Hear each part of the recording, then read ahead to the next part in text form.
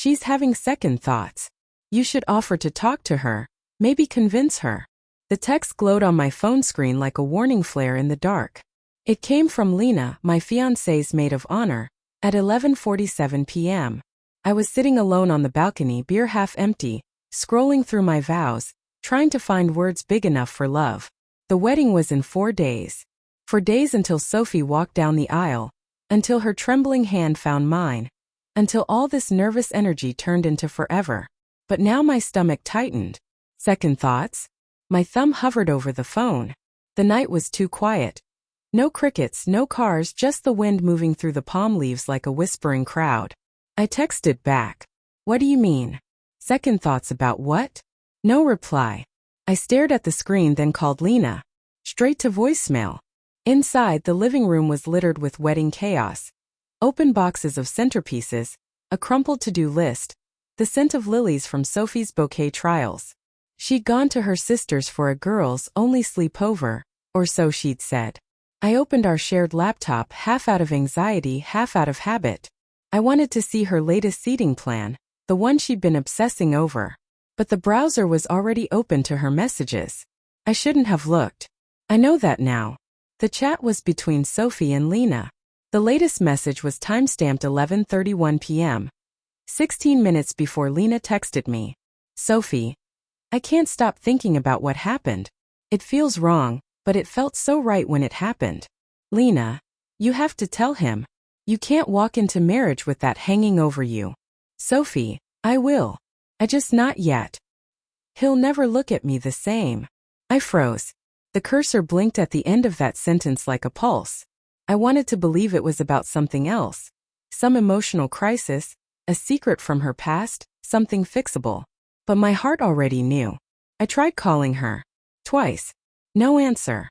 Then Lena. Still voicemail. I felt my chest tighten, a dull pounding under my ribs.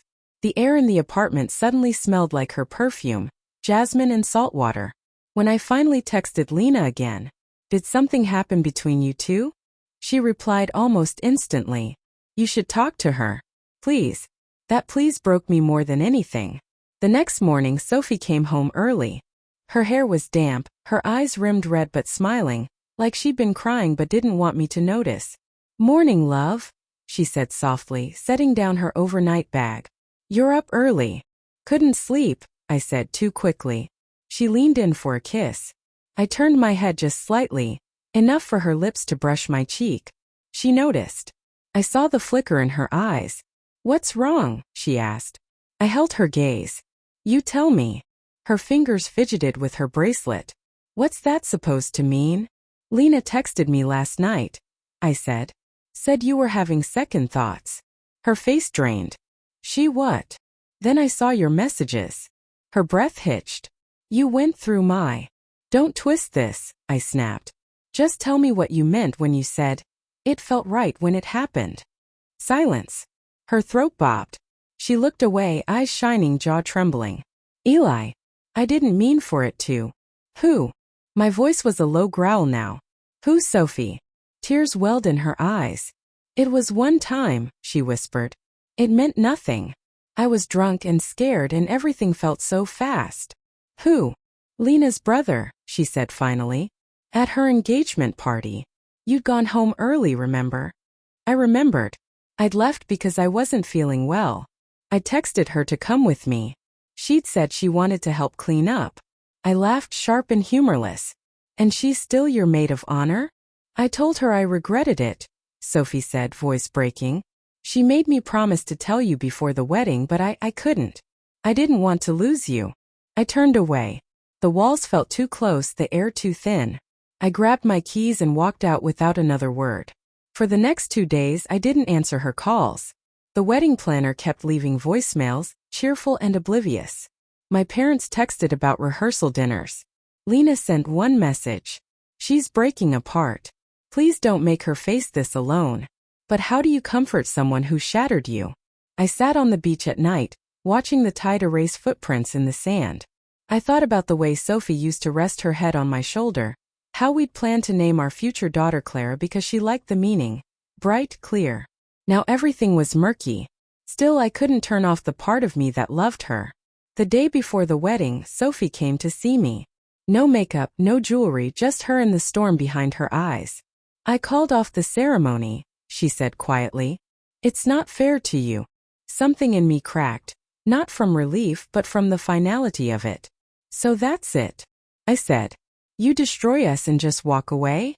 She stepped closer. You deserve someone who doesn't need to confess before she can promise you forever. Her honesty was brutal and beautiful in a way that made me hate her more. Do you still love him? I asked. She blinked. It wasn't about love. But do you? She hesitated, and that hesitation was my answer. I turned away, my hands trembling. Then go, I whispered. She stood there for a moment, as if hoping I'd stop her. When I didn't, she left. 2 weeks later, I got another message from Lena. I thought you should know, Sophie moved in with someone. It's not my brother. My chest tightened. Who then? Me. The world tilted. You? We didn't plan it. It just happened after everything fell apart. I swear I didn't betray you before the wedding. But maybe I should have told you sooner. I sat there staring at the screen, the waves of betrayal collapsing over themselves. The maid of honor who'd warned me. The best friend who'd told her to confess. It had all been true, and not the whole truth. That night I went to the church. The altar still stood, draped in white, waiting for vows that never came. I sat in the front pew and whispered the words I'd written for her. I promise to choose you even when it's hard. Especially when it's hard. The echo sounded hollow in the empty space. Somewhere maybe they were together, justifying it, maybe even happy. And me? I was left with vows meant for ghosts. The kind of love that doesn't die, it just stops being returned.